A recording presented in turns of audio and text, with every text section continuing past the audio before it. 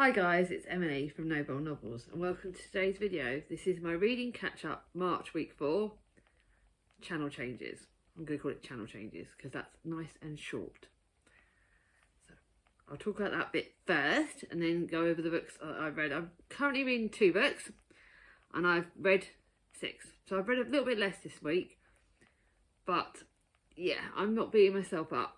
Basically what I think I started talking about this on my last reading catch-up.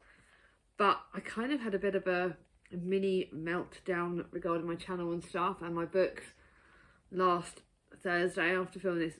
Things are going on. We've got stuff happening with the kids. The kids are needing a lot of my time at the moment. And that's just life being a mum. And I've also got changes happening at work. We're quite short staffed, so there is that extra pressure there. My health, like I said, girly stuff, but it's been a lot of changes and the kids are getting older and just there's been a lot of stuff happening. And it's made me rethink a few things.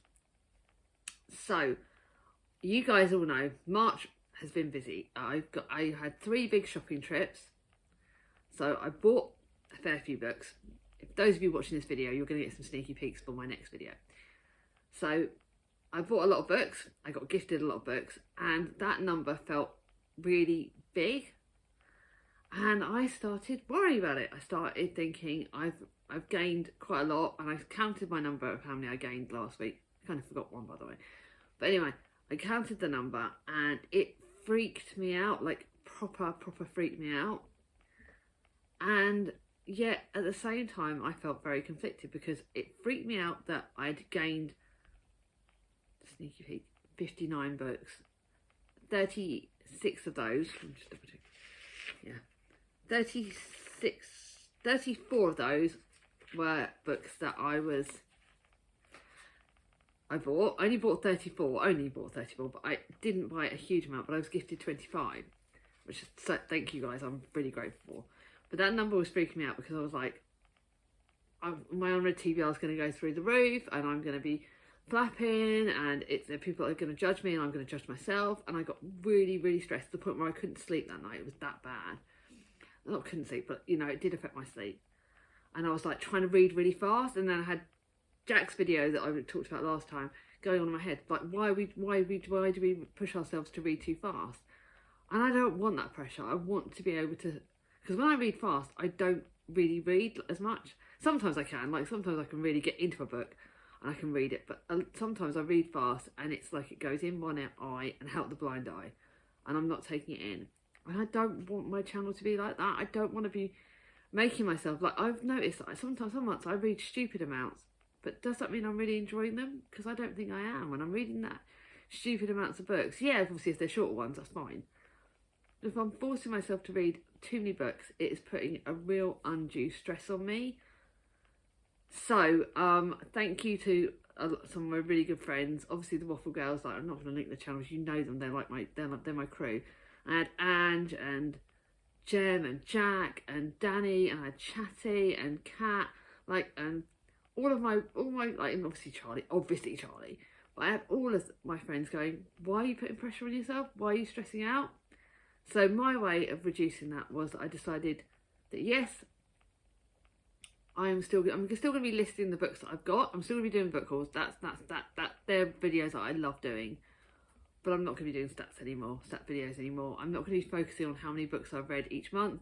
I will do my Storygraph graphics because Storygraph has got great graphics, and I will put that on Instagram, and that'll be my thing. It'll go on Instagram. If you want me to do a community post and put it on the community post, I will do it on that. But I will not be doing stats videos anymore. I will not be counting up how many books I've read, how many books I've read off my unread TBR. I'm not counting that anymore.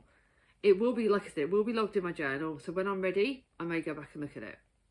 But right now, it doesn't feel right for me. You guys will be seeing what I'm reading every week because these reading catch-ups have proven really helpful. I'm loving it that way, and I'm also not going to beat myself up that if you're going to get my weekly catch-ups, but if I've read a book and it's in March's thing, I'll tell you whether it's going on March's stats or whether I've read it in April, whatever. I'm going to tell you things like that. But like the next reading catch-up, obviously March finishes on Monday, and rather than trying to make myself read before Monday, because that was something else when I was doing my wrap-ups, I was trying to make myself finish all the books like the day before because of filming, and sometimes it was just messing with my head. Like I wasn't getting as many read as I wanted to because I was like, oh, I've got to finish a book in March. So sometimes I may dip into my April books, the next month book a day early. Sometimes I may try and read an extra bit. But I'm not going to be putting pressure on myself. I'm going to be a bit more flexible with that and try and take the pressure off. So yeah, over the next week, on my next weekly catch up for April, you're going to see some books that are March and some books that are April. And that's fine. And that takes off the pressure. Like I said, the stats will be on Storygraph if you want to see, although Storygraph does count middle grade as a genre and YA is a genre, which to me kind of is a bit conflicting because there's so many areas within that. But that's fine. Again, I'm not putting pressure on myself.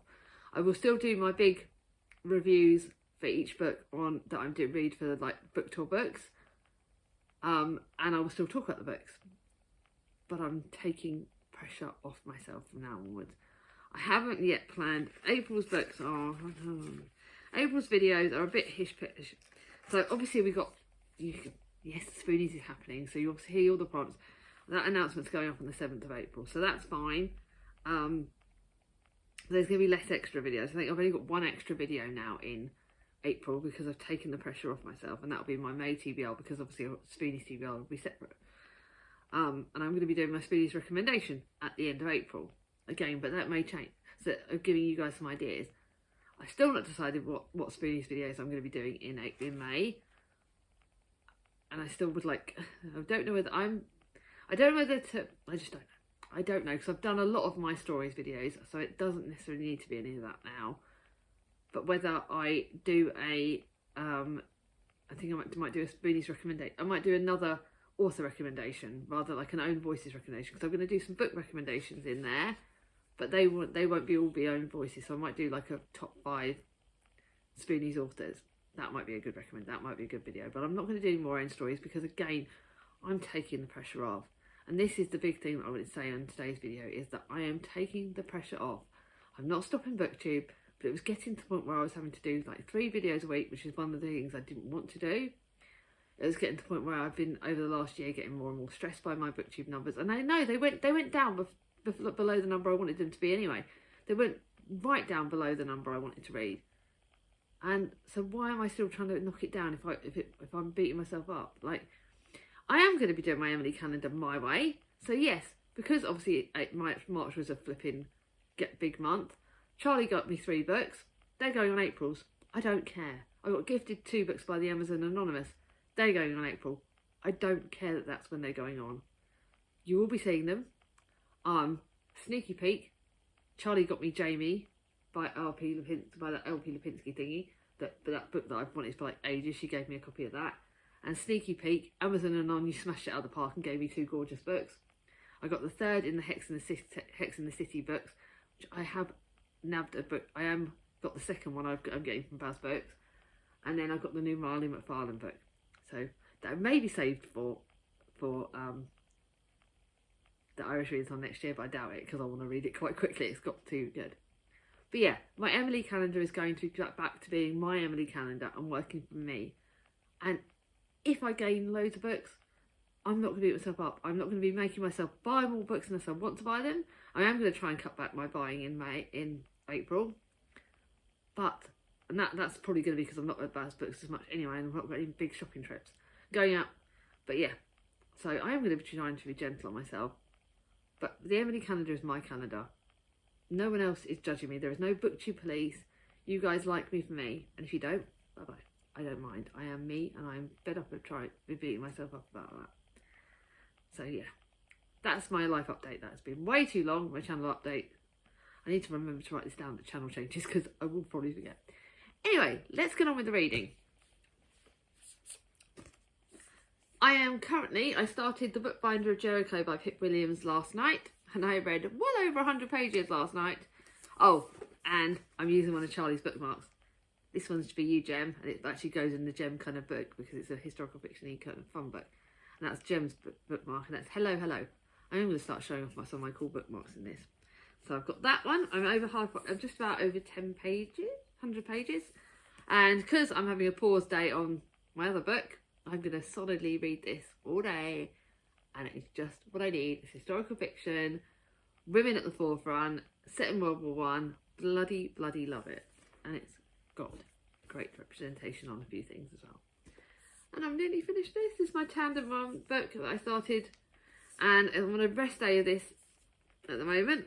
You can see I've got my fantasy bookmark as well. I'm going to start showing these off. We are all stardust meant to shine. And I kind of need to remind myself of that. But it's on a rest day today. I'm reading this for Tandem. And it's my first big Tandem book. And it's like well over 500 pages. But I love it, love it, love it. It's fantasy and the best. And I cannot wait to read. We're fighting to get the Tandem lot to do the second book in the series as the Tandem read along and get it on that, because I just really love this. So those. But my reading in general has not. I've got 2 great books, because that's potentially going to be 5 stars, The Tribute of Fire, and I wouldn't be surprised if this is going to be 5 stars. But other than that, this week, no 5 stars. My week, I don't know if it's because my mental health has been a bit, like I said, it's been a bit all over the place. I was supposed to have a bit of a restful week this week, and it hasn't been. But anyway, my book that I was reading for Charlotte from Queenie Reads. Charlotte from Queenie Reads loved The Lost Queen. I was going to read it for her storyathon, but I'm afraid I didn't like it. I don't know why, but I do not like I'm not as into historical fiction set in like the Third Crusade and set during that sort of time. I didn't really connect to any of the characters. It was 3 stars, but it was just one. I didn't connect to the characters until halfway near the end, because I was trying to work out who's who, and it was just didn't really enjoy it. And I bought it from the works, and although I have kind of cracked the spine a little bit, so I think it will go to the charity shop, because I have cracked the spine, which I don't normally do. But I'll see if Mum wants to borrow it, otherwise it will go to the charity shop. But it was about like King Richard the Lionheart when he went on his crusade, and his promised bride, Princess Berengaria of Navarra. They make the perilous journey over the Alps, and it's just, I didn't connect with it, so it's not amazing. But I think, yeah, actually I just think I'll go to the charity shop. I'm gonna not beat myself up. So I randomly decided to pick up a fantasy book, because I needed a fantasy book after some other books that I've kind of shopped. There's a book that I love, but it kind of broke me. So I really thought I'd pick up The Thief with the Winged Horse. And I thought this was like middle grade, like YA kind of fantasy, but there's a lot of sex scenes in this, and it was I rated it 3.5 stars because there was a lot of sex scenes in it, and it was just not what I expected. I started off and I was like, oh, I love this. This is going to be really good. It could be a favourite, and then it just wasn't. It kind of just flopped a bit. It was like it had the reason why I got it 3.5 stars was because there is some like creepy bits with the dolls and the famous Kendricks, the world famous dolls which have curses on them and things like that, and it started off alright, and then it just, yeah, too much sexy stuff, too much stuff that didn't need to be on there, and I just didn't really grasp it. And it was alright, it was fantasy, but it was 3.5 stars, and that's going straight to the charity shop as well. Then I've got 3 4 stars and 1 4.5 star. Then my 4.5 star is quite funny because Kat hated it, so that's telling you already what that one is. My 4 star is, first of the 4 stars is The Mother Lode by Katie Cox, and this is really good, and it's one I'm going to lend to my mum because it has really good, I personally think it has really good autism rep in it, and I think her last book had autism rep. And Stanley went, right, it will get easy when he starts school, that's what Stanley's told, and she believed it. But now her autistic son Stanley has joined reception. His obsession with Africa and daily screaming fits at the school gates haven't exactly helped won him or Lucy popularity contest. So for Stanley's 5th birthday she plans to do a party. But her autistic husband Ed knows how his son mind works better than anyone. So instead of that, they travel to Wales to eat with Lucy's family. And this, I think, was really good. It actually portrayed it really good because Lucy's got both her husband and her son are neurodivergent, and the differences and the challenges they face and how amazing she is with them. It showed me how mums should be. Like, I know, so obviously I learned stuff about being neurodivergent and stuff, and to me this handles it really well. And the fact that Ed's mum is no good with the autism and is no good at understanding it, and how Lucy's family are really good, kind of resonates in our thing, because my mum's really good. My mum is amazing with the kids, and she totally gets all their extra needs, and she's been amazing at understanding and being supportive. But I know not every grandparent is. So I just think this was done really well. It talks about the toughness of being a mum, and it is. It's the bloody toughest job going. And I just think it was done really well. So I really, really enjoyed this. I think she handled it a lot better in this one than she did in the last book. And I will keep reading her books because for me, this was done really well. So yes, it was 4 stars, but it was probably, in some ways, I'm almost thinking 4.5 because it's kind of one I'm tempted to reread. I don't know, but that was really top end. That was really, really good. Then I've got a couple of live books. Yes, they're not going off mine red TBR, but I enjoyed them. This first one's The Italian Garden by Charlotte Bett. And this is quite, like, this is set in Lake Como in 1990. And it talks about almost like PTSD as well in it. And PTSD is tackled really well in this. And obviously because Violet Honeywell is a horticulturist and she goes off to this gorgeous place garden in Villa Marches to rebuild the garden for this guy. And it's just like her brother, she takes her brother with her, brother suffering from PTSD, although it wasn't called that back then. And it just talks about that. It talks about the garden, it talks about flowers and nature, and it talks about families and adventures, and it's got a bit of mystery in it. Done really well, I can't wait. I really recommend that. I'm glad I got that from the library. The next book is one that broke me into a million pieces, and this is The Lives We Touch by Eva Woods. One small step can change a life forever, and this is, when it says life affirming feel good by Adele Parks, it really is. But it broke me into a million billion pieces because the main character in this, pretty much for all of the book, is in a coma, and she basically has to go back through her life with various people that she's lost that have come back to us, almost like ghosts, and they go with her to different points in her memories to try and so she can try and find out what went wrong in her life. Why? Because they're thinking that at the start of this, it's like, Rosie basically is in a coma because she apparently walked in front of a bus, and her family is trying to find out, did she deliberately do it or was it an accident? Because everyone thinks she deliberately did it. And her sister Daisy goes on this mission to try and find out. So you've got Daisy's storyline intermingled with Rosie, while Rosie is going in this maze to try and find out her life, find out what went wrong. And it talks about grief, it talks about like family traumas, there's lots of traumas in this. But it just is just so good how, and right, it starts the book and it literally says how that one accident affected so many people at the scene, and so many people, because of what happened, got affected. And it makes you think, like, every little step we do, does it like retrograde on? Does it all have a like do we leave footprints on other people's lives? We don't know. And I just think it was done really well, but it did break me into a million pieces. There were points where I was like, oh no, please don't, like, I'm not going to tell you if she dies or not, because I'm not, but it was just really good. But it did break me. I'm really glad I got that from the library. It's kind of reminding me why I like library books, and it's really quite good fun. And then to my 4.5 star, and this is Not for the Faint of Heart by Lex Croucher. And I rated 4.5 stars, but I this is possibly one that could have been 4. It wasn't as good as Lex Croucher's other books. I'm not going to tell you what Kat rated, but Kat did not enjoy it. I read Buddy with Kat, and she did not enjoy it anywhere near like I did. Kat did not like this book, but Kat does not like YA, like middle grade fantasy, and this is basically a retelling. It's about Mariel, who's Robin Hood's granddaughter, and she's desperate to live up to the family legacy. And Clem of It's a Backwards Healer, and she wants to help people. So there was another book by, not this author, but another author that I rated it higher. And I don't know if sometimes I rate books higher because of the author, not the book. I didn't enjoy this as much as I enjoyed Gwen and Not in Love. It is good. It's a pretty book, but it took a lot longer to get into. There were characters, I struggled to connect with the characters as much. I did like Clem. Clem was a really good character. But Marielle I didn't like as much, and it just took a lot longer to get into it. But it is a good book. So yeah, a bit of a conflicting feelings on that. I'm going to keep it. So that's like what I'm going to keep. Yeah, I don't think I don't think I can imagine Mum reading it. So I've kind of got a bit of a mixture of what I'm doing with all these books. Now to obviously the thankful things. What am I thankful for? Because I still like doing that at the end of the video. I'm thankful for the sun, because we've had really nice weather most of the week, and next week is looking like it's going to be beautiful. So I've managed to start putting out my summer wardrobe. This is one of my summery tops, because it's looking a bit grey at the moment, but it is supposed to be getting warmer and sunnier today. And also it was Mum's birthday yesterday, so happy birthday Mum PSD. Or it'll be like 2 days ago when this goes live, but hey ho. So I've been grateful for sitting out in the garden and reading in the garden when I've had the chance. Next week is supposed to be even nicer apparently, which is good. We've got Mother's Day on Sunday. I'm going to my youngest sister's for a lovely roast. She's treating me to a lovely roast.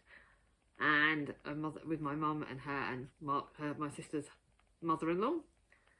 And I'm going out shopping to a town near us to go and get a new summer coat. And I think she said there's 3 charity shops, so I'm going to pop to 3. Not going to plan to buy many books, but yeah, I'm planning to like get a summery coat. That's my little treat that I'm looking forward to. So they're the little things that are happening and what I'm going to be grateful for.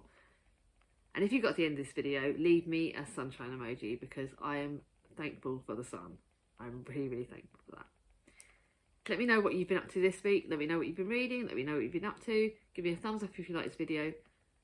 Ring on my ding-a-ling if you're not subscribed yet. And I hope you loved it. And I'll see you all soon. Bye-bye.